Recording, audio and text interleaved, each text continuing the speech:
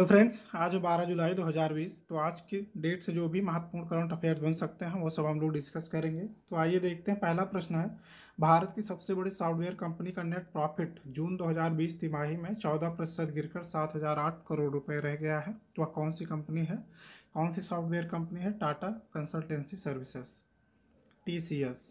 देश की सबसे बड़ी software company Tata consultancy service TCS ने गुरुवार को जून 2020 तिमाही के नतीजे जारी किए। कंपनी का नेट प्रॉफिट जो है वो साल दर साल आधार पर जून तिमाही के महीने में जारी किया जाता है। इस बार जो उन्होंने प्रॉफिट जारी किया है उसमें उनको 14% की गिरावट हुई है। उनकी जो प्रॉफिट थी, नेट प्रॉफिट, उसमें 14% की कमी हुई है और वो जो है 7,008 करोड़ रुपए है। 7,008 करोड़ रुपए का नुकसान हुआ है TCS को कोरोना वायरस महामारी की वजह से।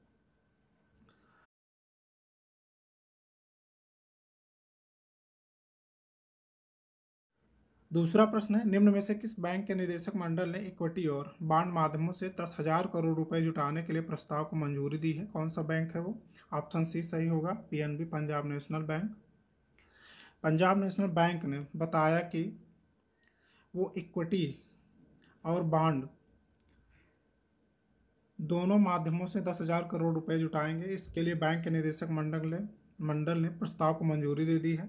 बैंक ने शेयर बाजार को दी सूचना में कहा कि निदेशक मंडल ने निजी नियोजन, क्वालिफाइड इंस्टीट्यूशनल प्लेसमेंट, अनुवर्ती सार्वजनिक निर्गम, राइट इशू या किसी अन्य माध्यम से के उत्पादों के लिए मिले जुले तरीकों से इक्विटी शेयर और बासेल 3 मानदंडों वाला टीयर 2 बॉन्ड के जरिए पूंजी जुटाने की मंजूरी दे दी है।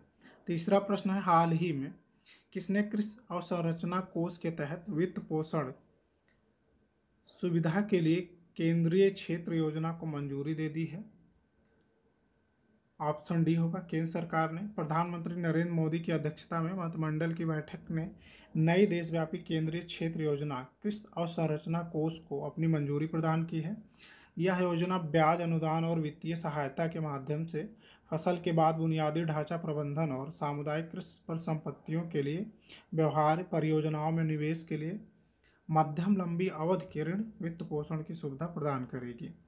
चौथा प्रश्न है, 11 जुलाई को विश्व भर में कौन सा दिवस मनाया जाता है? ऑप्शन सी सही होगा इसका, विश्व जनसंख्या दिवस। दुनिया भर में बढ़ती जनसंख्या के प्रति लोगों को जागरूक करने के लिए 11 जुलाई को हर वर्ष विश्व जनसंख्या दिवस मनाया जाता है। इस दिन को मनाने का जो मुख्य उद्देश्य है वो विश्व भर के हर एक व्यक्ति को बढ़ती जनसंख्या की ओर ध्यान उसका आकर्षित करना है और जनसंख्या को रोकने के लिए उनकी क्या भूमिका होनी चाहिए उसको बताना है। बढ़ती जनसंख्या विश्व के कई देशों के सामने बहुत बड़ी समस्या है। खासकर विकासशील देशों में जनसंख्या विस्फोट जो है वो एक गंभीर चिंता का विषय बना हुआ है। पांचवा प्रश्न, भारत के किस राज्य के जी आकाश देश के 66वें शतरंज ग्रैंड मास्टर बन गए हैं? ऑप्शन बी होगा इसका, तमिलनाडु।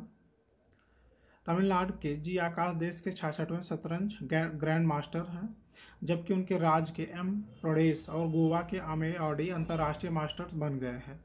आकाश के ग्रैंड मास्टर खिताब की अंतर्राष्ट्रीय शतरंज महासंघ परिषद की हाल ही में हुई बैठक में पुष्टि की गई है।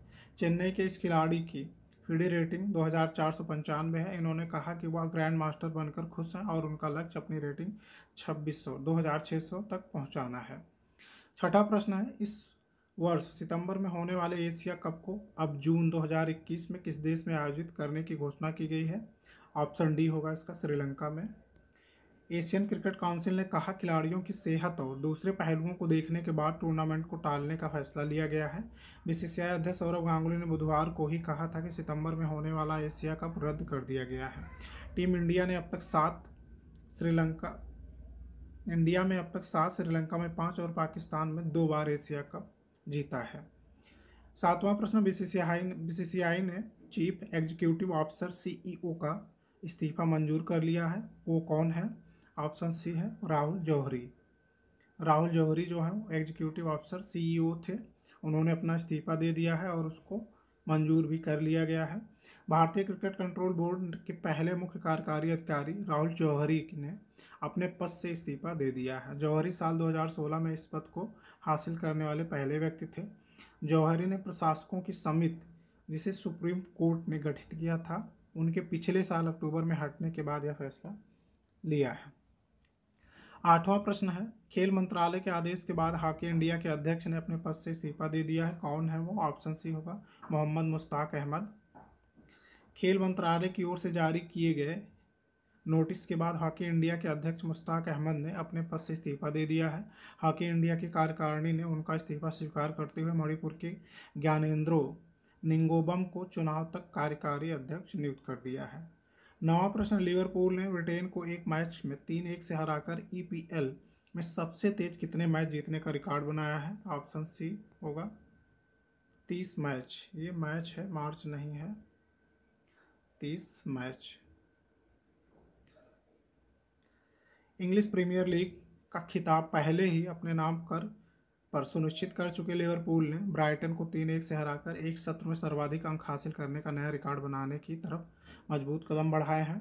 10वां प्रश्न, यूरोपीय देशों के बाद किस देश ने हाल ही में पाकिस्तान इंटरनेशनल एयरलाइंस की उड़ानों पर रोक लगा दी है? ऑप्शन सी होगा अमेरिका ने।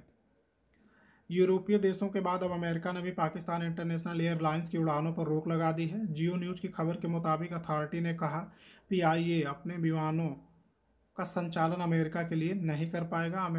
अमेरिकी अथॉरिटी ने कहा है कि PIA के सभी तरह के विमानों पर बैन लगाया गया है। तो उम्मीद है आप सबको यह वीडियो ज़रूर पसंद आया होगा। अगर आपको हमारे वीडियो पसंद आ रहे हैं तो वीडियो को लाइक करें, शेयर करें और चैनल को सब्सक्राइब अवश्य कर लें। धन्यवाद मित्रों।